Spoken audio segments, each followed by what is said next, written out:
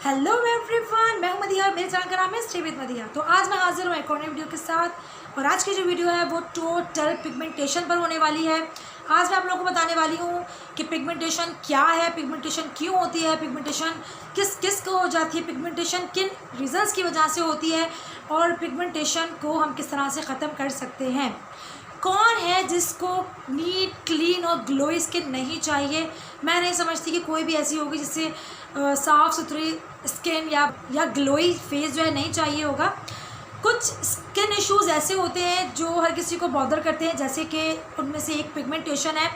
Pigmentation जो है ladies में, छोटी उम्र की गर्ल्स में भी देखने में बहुत ज़्यादा आ रहा है। और सबसे ज़्यादा क्वेश्चन जो है वो मुझे यही आता है कि पिगमेंटेशन का कुछ बताइए कि पिगमेंटेशन को हम किस तरह से ख़त्म करें।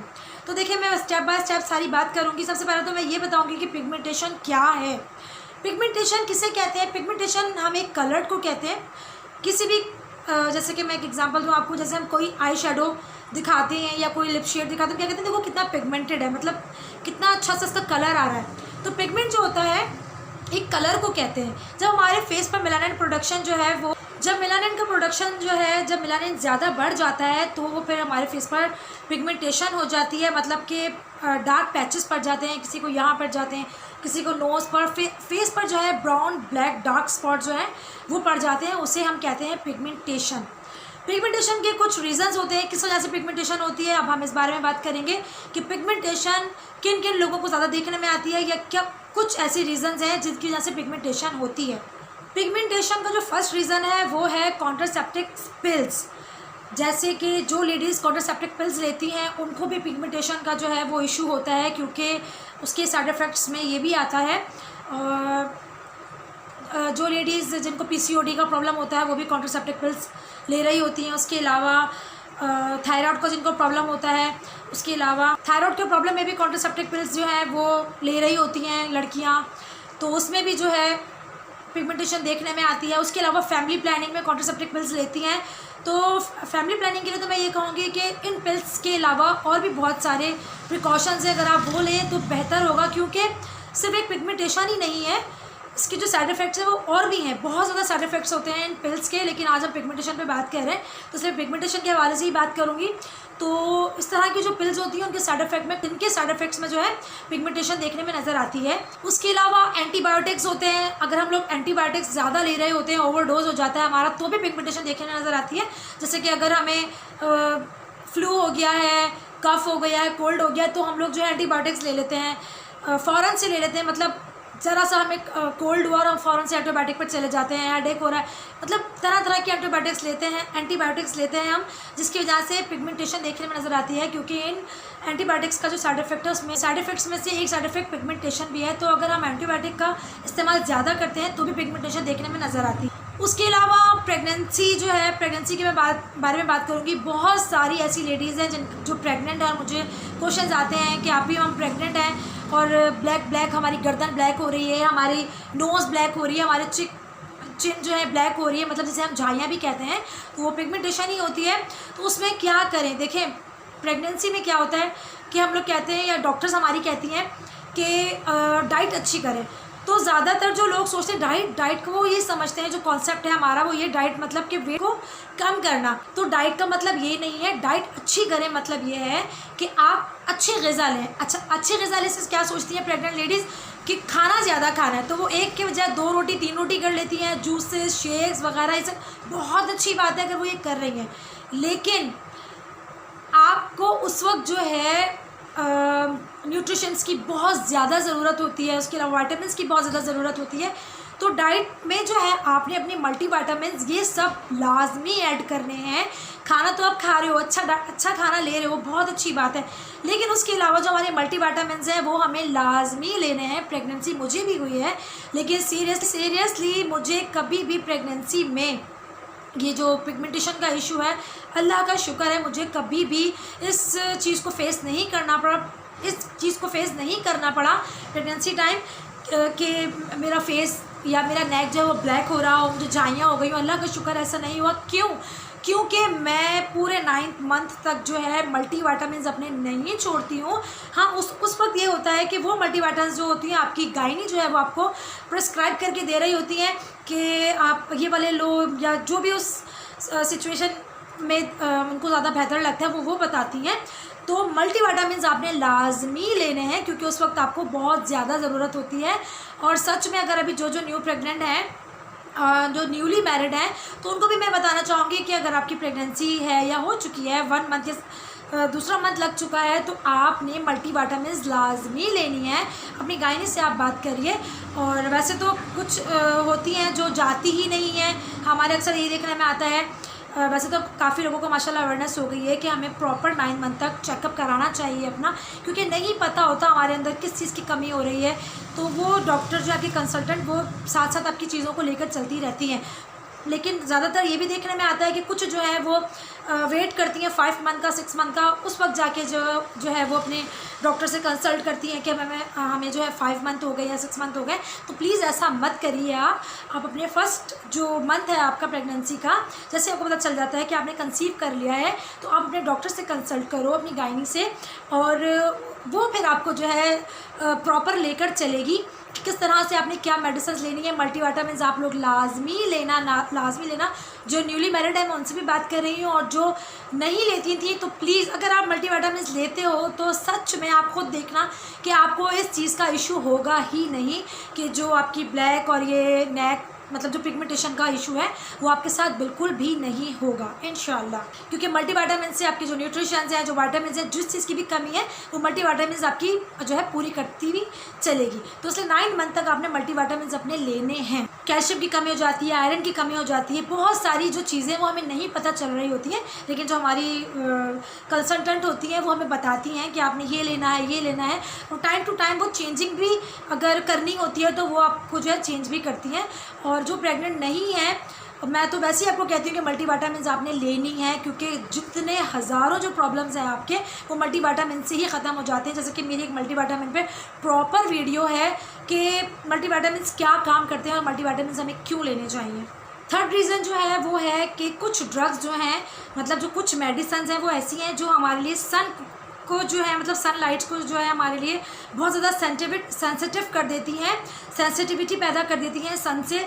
वो वैसे तो सन हमारे लिए है ही, जो सन एक्सपोजर में अगर हम जाते हैं तो वो तो वैसे ही हमारे लिए जो है नुकसानदेह होता है हमारे स्किन के लिए। लेकिन कुछ ड्रग्स ऐसी होती हैं कि जो ज़्यादा सेंसिटिविटी पैदा कर देती हैं। उनमें से है जो डायबिटीज़ की जो मेडिसिन होती हैं, उसके अलावा जो लोअर कोलेस्ट्रॉल मतलब कोलेस्ट्रॉल बढ़ा हुआ होता है उसको कम करने के जो मेडिसिन लेते हैं वो जो होती हैं मेडिसिन वो, उसके अलावा एंटी फंगल है। मतलब इस तरह की जो प्रॉब्लम्स हैं उनके जो हम मेडिसिन ले रहे होते हैं तो वो हमारे लिए सन की जो लाइट्स हैं मतलब उस सन को जो है और ज़्यादा सेंसिटिव कर देती हैं, हमारे लिए हमारी स्किन को और ज़्यादा सेंसिटिव कर देती हैं सन एक्सपोजर के लिए। मतलब आप समझ रहे हो कि मैं क्या कहना चाह रही हूँ। सन तो वैसे ही हमारे लिए नुकसानदेह कि जो सन रेज हमारी पड़ती हैं तो हमें पिगमेंटेशन हो जाता है, हमें मिलाजमा हो जाता है। लेकिन जिन ड्रग्स की मैं बात कर रही हूँ, थर्ड रीज़न है कि जो डायबिटीज़ और कोलेस्ट्रॉल को कम करने के लिए एंटी फंगल्स के लिए जो मेडिसिन हम यूज़ करते हैं तो वो और ज़्यादा हमारी स्किन को सेंसिटिव कर देती हैं सन एक्सपोजर के लिए।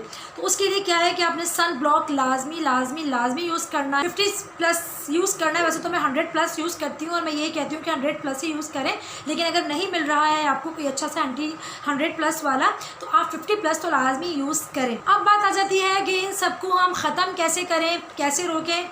तो देखें, एक वो आप जो अगर आप घरेलू उसमें जाना चाहते हो कि घरेलू उसमें हम क्या करें, तो आप जो एप्पल साइडर विनेगर सबसे बेस्ट है। एप्पल साइडर विनेगर को जो है आपने अपने फेस पर लगाना है 15 मिनट के लिए, ठीक है।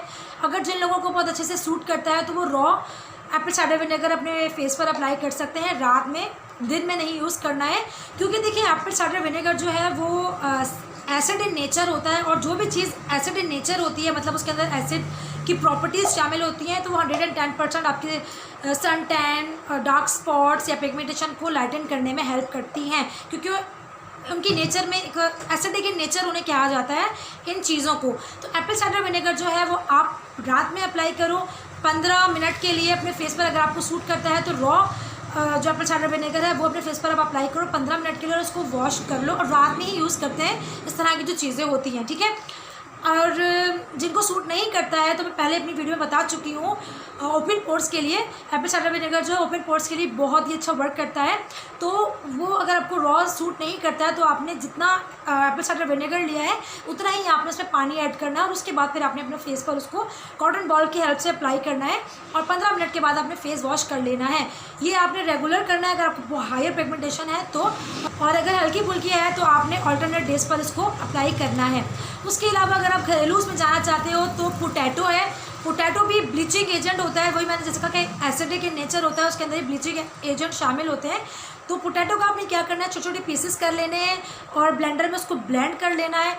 और 2 आलू लेने हैं आपने मीडियम साइज़ के, उसमें आधा ग्लास पानी डाल के उसको आप छोटे छोटे पीस करके आधा ग्लास पानी डाल के ब्लेंड कर लीजिए। उसके बाद जो उसका जो जूस होगा उसको आपने अपने फेस पर भी लगाना है और जो बाकी जूस है उसको आपने पी लेना है। ये आप रेगुलर भी कर सकते हो, प्रेग्नेंट लेडीज़ भी इसको इजीली कर सकती हैं। तो ये भी बहुत ज़्यादा इफेक्टिव होता है पिगमेंटेशन को, स्किन लाइटनिंग में मतलब ये चीज़ें वर्क करती हैं। तो आलू भी करता है वर्क क्योंकि ये उसमें ब्लीचिंग एजेंट जो है वो शामिल होता है। तो जैसा मैंने आपको बताया इंशाल्लाह ऐसा करो, ऐसा भी फ़र्क पड़ेगा। इस तरह की जो है एसिड जिन चीज़ों में शामिल, जैसा कि मैंने बताया कि एसिड इन नेचर होते हैं, तो इस तरह की चीज़ें हमें रात में यूज़ करनी चाहिए, जैसे कि ग्लाइकोलिक एसिड हो गया, रेटिनॉल हो गया। तो इस तरह की चीज़ें, विटामिन सी जो है 20% जो होती है काफ़ी हैवी होती है। तो इस तरह की चीज़ें जो स्किन को लाइटन करने में आपकी हेल्प करती हैं, इस तरह की चीज़ें हैं वो आप रात में ही यूज़ करो क्योंकि वो रात में बहुत अच्छा काम करती हैं। रात में ही इन चीज़ों को यूज़ करना चाहिए और दिन में जो है अपना सनब्लॉक लाजमी यूज़ करना चाहिए। अच्छा, अब बात कर लेते हैं कि खाने में हम क्या लें जो इंटरनल भी हमें फ़ायदा हो। तो टमाटर का इस्तेमाल बहुत ज़्यादा आप करो। अब ऑरेंजेस का सीज़न है, ऑरेंजेस आप बहुत ज़्यादा खाओ, कीवी, ये इन सब में विटामिन सी होता है। तो ये जो है विटामिन सी तो मैं हमेशा से कहती हूँ कि खाओ भी लगाओ भी, vitamin C best vitamin C जो है वो बेस्ट होता है। उसके अलावा मैं ये भी यूज़ करती हूँ, ये कैल्शियम है, मैं पहले भी दिखा चुकी हूँ अपनी प्रीवियस वीडियोज़ में कि आप ये भी ले सकते हो। बेहतरीन कैल्शियम की ये जो है वो होती है, बेहतरीन होती है कैल्शियम विटामिन, मतलब विटामिन सी भरपूर होता है इसके अंदर, तो आप ये भी ले सकते हो। उसके अलावा टमाटर, मतलब सैलड खूब भर भर के खाओ टमाटर डालकर, टमाटर भी बहुत अच्छे होते हैं। उसके अलावा कीवी, ऑरेंजेस, ये सब बहुत बेहतरीन होते हैं ग्लोइंग स्किन के लिए। अच्छा, अब जो है होम रेमेडीज़ करती हैं तो वो तो बहुत खुश हो गई होंगी कि उन्होंने पोटैटो बता दिया। लेकिन जैसा कि मैं हमेशा से कहती आई हूँ कि मैं जो होम रेमेडीज़ से ज़्यादा जो है मेडिकल उसकी तरफ ज़्यादा जाती हूँ, कि मैं ये सोचती हूँ कि जब मैं इतना एफर्ट कर रही हूँ या इतना पैसा इन्वेस्ट कर रही हूँ तो मुझे रिजल्ट भी परमानेंट और अच्छा मिले। तो अब जो लोग चाह रहे हैं कि आलू टमाटर इनसे बाहर निकलें, तो मतलब अदर कोई वे चाह रहे हैं, तो उनके लिए बेस्ट होता है कोजिक एसिड बहुत बेहतरीन होता है पिगमेंटेशन के लिए। कोजिक एसिड जो है उनके फेस वॉशेस भी आते हैं, कोजिक एसिड क्रीम्स भी आती हैं। उसके अलावा ग्लाइकोलिक एसिड है, उसके बाद ट्राइटिनियन है। ट्राइटिनियन का तो मैं एक प्रॉपर वीडियो बना चुकी हूँ कि ट्राइटिनियन कितनी बेस्ट और बेहतरीन है। ट्राइटिनियन आप यूज़ करें, बहुत अच्छी है। लेकिन अगर कुछ लोग हैं ये भी यूज़ नहीं करना चाह रहे हैं, तो अगर हम एक और साइड देखें उसकी जो अफोर्ड कर सकते हैं लोग, तो उसमें आ जाती हैं आपकी ट्रीटमेंट्स में सबसे पहले आ जाता है माइक्रोडर्माब्रेशन। वो जो है आपकी स्किन को रिन्यूअल करता है और स्किन लाइटनिंग का मतलब बहुत अच्छे से वो काम करता है। ये एक ट्रीटमेंट है। उसके अलावा कोजिक एसिड ट्रीटमेंट है। उसके अलावा विटामिन सी की ट्रीटमेंट्स होती हैं। उसके अलावा एप्पल साइडर विनेगर की भी ट्रीटमेंट्स होती हैं। तो अगर आप लोग चाहो तो ये ट्रीटमेंट्स भी आप लोग ले सकते हो। तो ये ट्रीटमेंट्स जो अफोर्ड कर सकते हैं वो इनकी सीड्स ले सकते हैं। और इन ट्रीटमेंट्स के अलावा एक स्किन लाइटनिंग ट्रीटमेंट होता है। उसमें जो है पहले आपकी स्किन को एनालाइज किया जाता है कि आपकी स्किन में कितनी पिगमेंटेशन है, कितनी डैमेज हुई है आपकी स्किन, मतलब 3 लेयर्स होती हैं। तो आपकी जो पिगमेंटेशन है वो कितनी डीपली है, कितने लेयर्स तक है आपकी पिगमेंटेशन, तो फिर उस हिसाब से जो है वो आपकी स्किन ट्रीटमेंट करती हैं। उसके अलावा केमिकल पील्स होते हैं। उसके अलावा जो है लेज़र ट्रीटमेंट्स होती हैं। तो ये जो होते हैं ये परमानेंट सोल्यूशन होते हैं। तो आप लोग इनकी सीड्स भी ले सकते हो, डॉक्टर्स के पास जाके कंसल्ट कर सकते हो डॉक्टर से। तो ये जो होते हैं परमानेंट सॉल्यूशन होते हैं। उसके अलावा मैं ये बताऊं कि मैंने सब चीज़ का क्यों बताया है कि देखिए स्किन टाइप जो होती है, हर स्किन टाइप अलग होती है।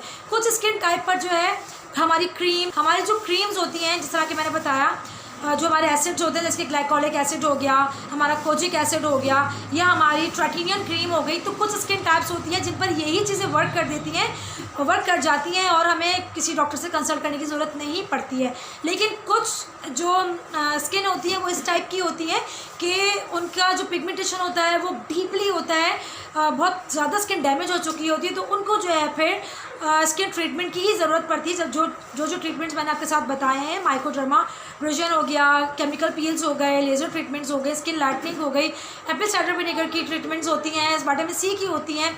तो जो भी ट्रीटमेंट्स के मैंने नाम बताए हैं, तो उनके लिए फिर ये सॉल्यूशन होता है कि जिनकी स्किन पर ये सारे एसिड्स वर्क नहीं कर रहे होते हैं, तो फिर उनके लिए जो लास्ट सॉल्यूशन होता है वही ट्रीटमेंट्स होता है। फिर उनके स्किन को एनालाइज करके बताया जाता है कि आप कौन सा जो है स्किन ट्रीटमेंट ले सकते हो।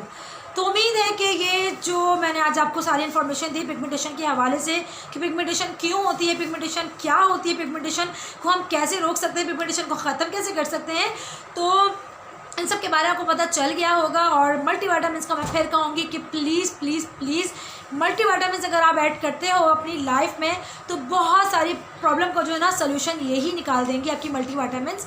और सीरियसली डॉक्टर भी सुनकर बहुत ज़्यादा खुश होते हैं जब उन्हें पता चलता है कि आप मल्टीविटामिन्स लेते हो, कि उन्हें खुशी होती है कि मेरे पेशेंट को इतनी अवेयरनेस तो है कि हमें मल्टीविटामिन्स लेनी चाहिए।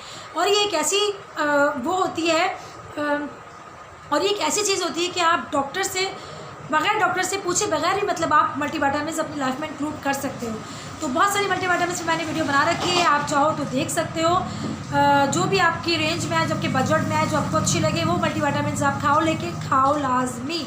तो बस ये थी मेरी आज की छोटी सी वीडियो। उम्मीद आपको पसंद आई होगी। पसंद आई तो पता क्या करना है, इस वीडियो को लाइक करना है, कमेंट करके बताना कि वीडियो आपको कैसी लगी, और मेरे चैनल को सब्सक्राइब करना, साथ में बेल आइकन है टिंग टिंग टिंग, उसको प्रेस करना है। फिर मिलती हूँ नेक्स्ट वीडियो में, तब तक के लिए अल्लाह हाफिज़।